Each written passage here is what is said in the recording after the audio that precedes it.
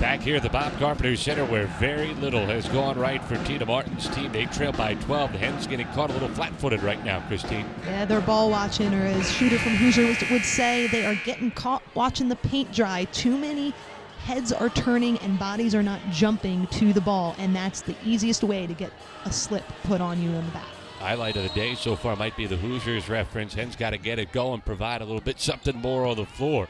Tina Martin taking that timeout. Immediate timeout was coming at the next whistle, but she felt she needed to spark her team. And we'll see if that comes back to haunt this team. Whenever you have to take that timeout, knowing one is coming in a few seconds, you want to hold on to those timeouts so you have them throughout the game. Sire running the point. Leon, a rare touch inside. Drexel just did a good job closing out. Jardine couldn't get her shot off. Shot clock down to 5 as Brown tries to operate off the bounce. Can't get the roll. And the rebound goes out of bounds back to Drexel.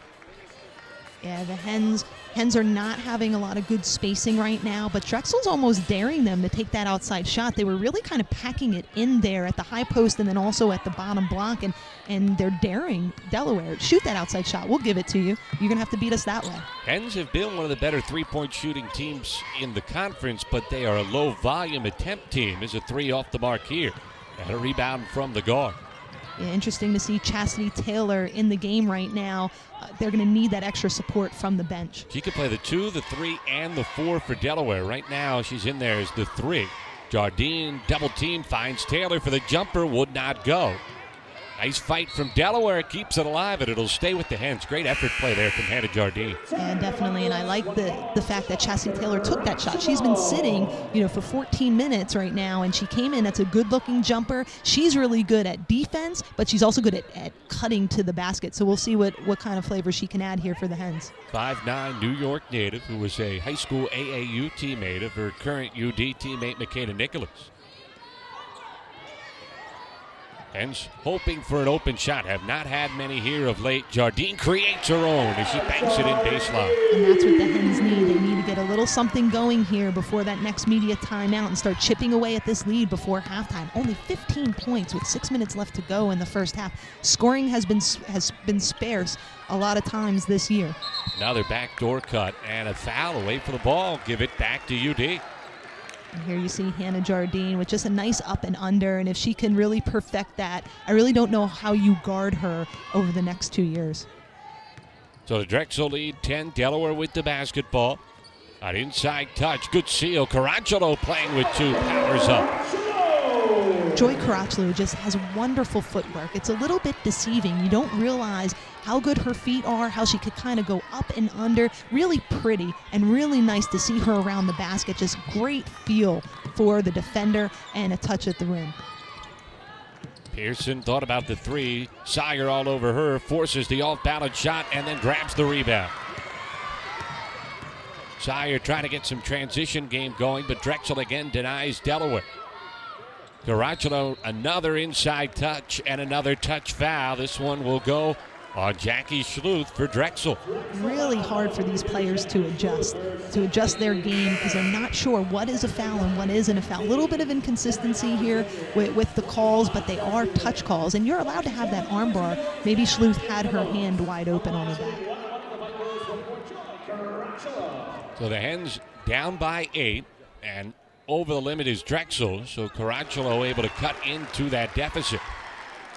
And here you see Joy, just the ability to kind of keep the ball high, then swing low. That usually the guards are able to swing low from the wing area, but when your forward can do that with strength and ease, that's something that Joy Caracciolo could do. We talked about it in the open. She's the matchup that Drexel has no answer for. When she was in the game, despite the foul trouble up in Philly, she was a dominant force. She scored a lot of points just a small snip at a time.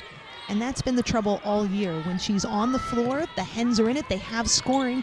When she's in foul trouble, who do you bring in? Right now, Drexel looking for an answer. Delaware's defense picking up in intensity. Off balance runner from Smith wouldn't go. Here come the Hens. Nice feed from Taylor as Sawyer pulls the trigger and hits, and it's a 4-point game. A transition opportunity and a timeout for Drexel as the Hens starting to get out and run. You don't see Jody Sawyer take many shots, but when she does, they're usually perfectly timed shots. She knows when to take it, when to pass it, and Tina Martin would actually like to see her take that shot a little bit more. But what a look by Chastity Taylor coming down the right side of the floor and seeing Jody as she slid down to the baseline, which is also important.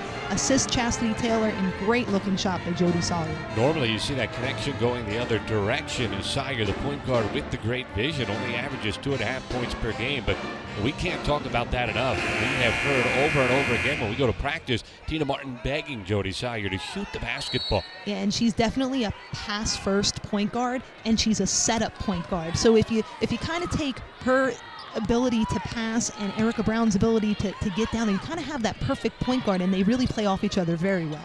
So now Kelsey Lidge with the ball for Drexel as the Dragons all of a sudden in need of an answer. Hens have crawled back from 12 down to within 4. Curran had the hot hand early, forced to give it up. Great feed from Lidge, but nowhere to go inside for Alexander. And now the back door, which was working early, denied. Erica Brown knocking it to the baseline. And only 2 to shoot here for Drexel. Let's see the difference there. See how Erica was able to kind of bump the defender. That's the difference from now versus 10 minutes ago when the Hens were not jumping to the ball, not bumping the cutter. When you do those little things, it makes all the difference in the world. You need a quick shot here if you're Drexel. Probably a catch-and-shoot situation. Alexander forced it up, air ball. And it'll go out of bounds back to UD on the violation. Hens with the ball down by only 4. What a swing this game has turned. And you can just feel it here in the Bob Carpenter Center. Just the fans are just dying for Delaware to chip away at this lead and get something here in this offensive possession. Did not have much to cheer about in the early going. Good feed inside again from Taylor, and Jardine finishes. It's a 2-point game with 4 to go in the first half. Finishing that with her left hand right over the top of the rim. But how about Chastity Taylor? How about this freshman coming in after sitting for 14 minutes and providing that spark that this Blue Hen team needs? You never know where it's going to come from. Tina Martin talks about that all the time with this club. It's such a young group. Off-balance shot from Alexander wouldn't go. Caracciolo the rebound. Hens with a chance to tie or take the lead here. Brown going all the way, and they'll wave it off. The foul came on the floor. But Erica Brown heading to the stripe with a chance to pull even for Delaware. Down by a dozen, and now the deficit only 2. 3:37 left in the first half, and this is a confident bunch of Hens.